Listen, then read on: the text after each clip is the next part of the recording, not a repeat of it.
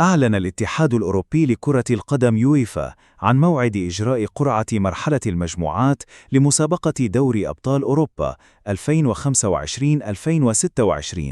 حيث ستقام المراسم يوم الخميس 28 أغسطس 2025 بمدينة موناكو الفرنسية في تمام الساعة 7 مساء بتوقيت القاهرة ومكة المكرمة. نظام جديد للقرعة.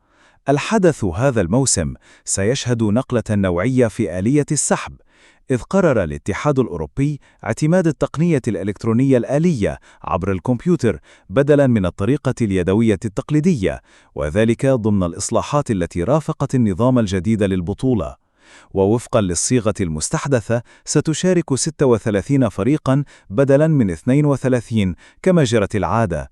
يتم تقسيمها على 4 أوعية بواقع 9 أندية في كل وعاء حسب تصنيف اليويفا، على أن يتواجد حامل اللقب باريس سان جيرمان الفرنسي في رأس التصنيف الأول.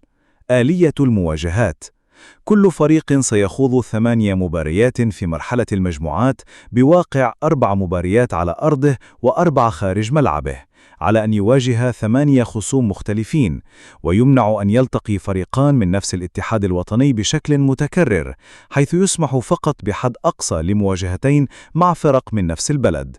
الفرق المشاركة: تأهل بشكل مباشر إلى هذه المرحلة 29 فريقاً، في حين سيتم حسم هوية 7 فرق أخرى عبر الأدوار التمهيدية والتصفيات التي تسبق انطلاق دور المجموعات. المواعيد الكاملة للمباريات: الجولة الأولى 16-18 سبتمبر 2025. الجولة الثانية 30 سبتمبر 1 أكتوبر 2025. الجولة الثالثة 21-22 أكتوبر 2025. الجولة الرابعة 4-5 نوفمبر 2025.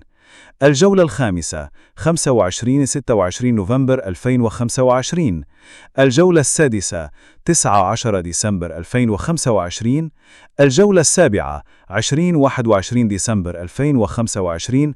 الجولة الثامنة الأخيرة 28 يناير 2026. بعدها تقام مرحلة الملحق بلاي أوف. الذهاب 17-18 فبراير 2026.